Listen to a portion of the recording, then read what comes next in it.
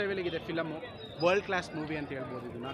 So ಇವಾಗ ಬೌಂಡ್ರೀಸ್ನೆಲ್ಲ beet ಮಾಡಿ next ಲೆವೆಲ್ಗೆ ಹಾಲಿವುಡ್ ರೇಂಜಿಗೆ ಏನು ನಾವು ಫಿಲಮ್ ಇಂಡಸ್ಟ್ರಿನ ತೊಗೊಂಡೋಗ್ಬೇಕು ಅನ್ಕೊತಿದ್ದೀವಿ. ಅದಕ್ಕೆ ಇದು ಫಸ್ಟ್ ಸ್ಟೆಪ್ ಇಕ್ಕಿದ್ದಾರೆ. ಸೊ ಇದರಿಂದ ನೀವು ನೆಕ್ಸ್ಟ್ ಲೆವೆಲ್ಗೆ ಮೂವೀಸ್ ರೇಂಜಿನೆಲ್ಲ ನೆಕ್ಸ್ಟ್ ಲೆವೆಲ್ಗೆ ಎಕ್ಸ್ಪೆಕ್ಟ್ ಮಾಡ್ಬೋದು. ಸೊ ಆ್ಯಕ್ಟಿಂಗ್ ಸ್ಕಿಲ್ಸು, ಮೂವಿ ಸ್ಟೋರಿಯಲ್ಲಿ ಬ್ಲೆಂಡ್ ಆಗಿರೋದಿರ್ಬೋದು, ಎಮೋಷನ್ಸ್ ಇರ್ಬೋದು, ತುಂಬ ಚೆನ್ನಾಗಿದೆ, ಫಸ್ಟ್ ಕ್ಲಾಸ್ ಆಗಿದೆ. The level of movie making ಇದೆಯಲ್ಲ ತುಂಬ ಅದ್ಭುತವಾಗಿ ಮೂಡ್ ಬಂದಿದೆ. ದ ಸ್ಕ್ರೀನ್ ಪ್ಲೇ ಇರ್ಬೋದು, ಪ್ರೆಸೆನ್ಸ್ ಇರ್ಬೋದು, ಆ್ಯಕ್ಟಿಂಗ್ ಸ್ಕಿಲ್ಸ್ ಇರ್ಬೋದು, ಒಂದೊಂದು ಆ್ಯಕ್ಟರ್ಸ್ದು ಡೀಟೇಲ್ ಲೆವೆಲ್ ಇರ್ಬೋದು, ತುಂಬ ಚೆನ್ನಾಗಿ ಬಂದಿದೆ. ಖಂಡಿತ ರೀಚ್ ಆಗಿದೆ. ಸೊ ಜನಗಳು ಅದನ್ನು ಬ್ರಾಡ್ ಮೈಂಡಲ್ಲಿ ಹೆಂಗೆ ಯೋಚನೆ ಮಾಡಿ ನೋಡ್ತಾರೆ ಅದ್ರ ಮೇಲೆ ಡಿಪೆಂಡ್ ಆಗುತ್ತೆ. ಸೊ ನಾವು ಯೋಚನೆ ಮಾಡೋದ್ರ ಮೇಲೆ ಇರುತ್ತೆ. ಈ ಜನ್ರೇಷನ್ಗೆ ತಕ್ಕಂತೆ ಫಿಲಮ್ ಮಾಡಿದರೆ ಸೊ ಯೋಚನೆ ಮಾಡಿಬಿಟ್ಟು ಸ್ವಲ್ಪ ಆ ಬ್ರಾಡ್ ಮೈಂಡಿಂದ ಫಿಲಮ್ ನೋಡಿ. ದಟ್ಸ್ ಫುಲ್ ಮೂವಿನೇ ಚೆನ್ನಾಗಿದೆ. ಈ ಥರ ಫಸ್ಟ್ ಹಾಫ್ ಸೆಕೆಂಡ್ ಹಾಫ್ ಅಲ್ಲ, ಫುಲ್ ಡೀಟೇಲ್ ನೋಡಬೇಕಂದ್ರೆ ಫುಲ್ ಮೂವಿ ನೋಡಲೇಬೇಕಾಗುತ್ತಲ್ಲ. World class movie.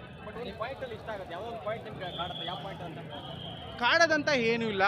First time ಅವ್ರು ಡ್ಯೂಯಲ್ ರೋಲ್ ಮಾಡಿದ್ದಾರೆ, ನೆಕ್ಸ್ಟ್ ಲೆವೆಲಿಗೆ ಮಾಡಿದ್ದಾರೆ. ಆ ಸ್ಟೋರಿಗೆ, ಪಾತ್ರಕ್ಕೆ ಸೂಕ್ತವಾಗಿ ಎಷ್ಟು ಅವ್ರಿಗೆ 100% ಡೆಡಿಕೇಶನ್ ಕೊಟ್ಟು ಪ್ರಯತ್ನ ಪಟ್ಟಿದ್ದಾರೆ. 100% ಚೆನ್ನಾಗಿ ಬಂದಿದೆ. ಕನ್ನಡ ಸಿನಿಮಾ ಕೂಡಲೇ ಒಂದು ಬಜೆಟ್ ಇರುತ್ತೆ. KGF ಬ್ರೇಕ್ ಆಯಿತು ಅಥವಾ ಕಾಂತಾರ ಬ್ರೇಕ್ ಮಾಡ್ತು, ಇದು ಯಾವ ಲೆವೆಲ್ಗೆ ನೆಕ್ಸ್ಟ್ ಸ್ಟೆಪ್ ಅಂತ? ಬ್ರೇಕ್ ಮಾಡ್ಬೋದು ಸರ್, ಬಟ್ ಆಡಿಯನ್ಸ್ ಸಪೋರ್ಟ್ ಮಾಡಬೇಕು. ಈ ಥರ ಈ ರೋಡ್ ನೋಡಬೇಕು, ಅವ್ರು ನೋಡಬೇಕು ಆ ಥರ ಅಲ್ಲ. ಎಲ್ಲರೂ ಬಂದು ನೋಡೋಂಥ ಫಿಲಮು. ಎಲ್ಲರೂ ಬಂದು ಸಪೋರ್ಟ್ ಮಾಡಿದ್ರೆ ನಾವು ಒಂದು ಬಾಕ್ಸ್ ಆಫೀಸಲ್ಲಿ ನೆಕ್ಸ್ಟ್ ಲೆವೆಲ್ಗೆ ರೆಕಾರ್ಡ್ ಮಾಡ್ಬೋದು. ಇದು ಸ್ಟೋರಿ ಓರಿಯೆಂಟೆಡ್ ಅಥವಾ ಹೀರೋ ಓರಿಯೆಂಟೆಡ್? ಸಾರಿ, ಇದು ಸ್ಟೋರಿ ಓರಿಯೆಂಟೆಡ್ ಅಥವಾ hero oriented? This is complete story oriented. Story blend ಆಗಿದೆ ಕಂಪ್ಲೀಟಾಗಿ, ಸ್ಟೋರಿ ಮೇಲೆ ಡಿಪೆಂಡ್ ಆಗಿದೆ. ಮೆಸೇಜ್ ಏನಿಲ್ಲ. ಈ ವರ್ಲ್ಡ್ ಟಾಕ್ಸಿಸಿಟಿ ಏನಿದೆ ಆ ಟಾಕ್ಸಿಸಿಟಿನ ಅಲ್ಲಿ ಪ್ರೊಡ್ಯೂಸ್ ಮಾಡಿದ್ದಾರೆ, ಏನಿದೆ ಅಂತ ತೋರಿಸಿದ್ದಾರೆ. ಸೊ ಈ ಜನ್ರೇಷನ್ಗೆ ತಕ್ಕಂತೆ ಮ್ಯಾಚ್ ಮಾಡಿದ್ದಾರೆ. ಅಪ್ಪಾಗಿ ಮಾಡೋದಿದೆ ನೋಡು ಸಿನಿಮಾ, ಎಷ್ಟು ಪಾಸ್ ಮಾಡಿದ್ದಾರೆ.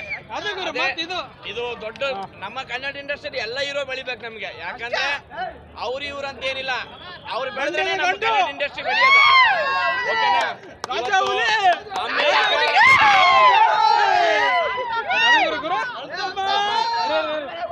ಇವತ್ತು ಅಮೆರಿಕ, ಲಂಡನ್, ಆಸ್ಟ್ರೇಲಿಯಾದಲ್ಲಿ ಒಂದು ಸಿನಿಮಾ ಓಡ್ತಾ ಅಂದ್ರೆ ಎಷ್ಟು ಕನ್ನಡದಲ್ಲಿ ಆ ಲೆವೆಲಿಗೆ ಹೋಗಿದೆ. Okay, thank you.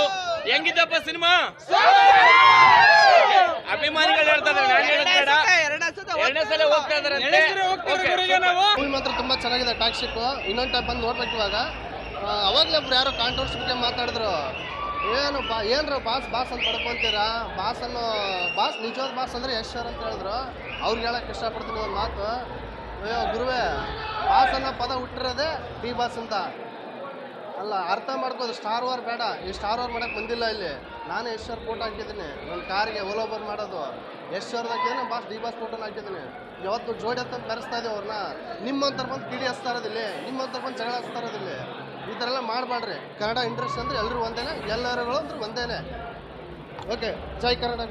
ಓಕೆ.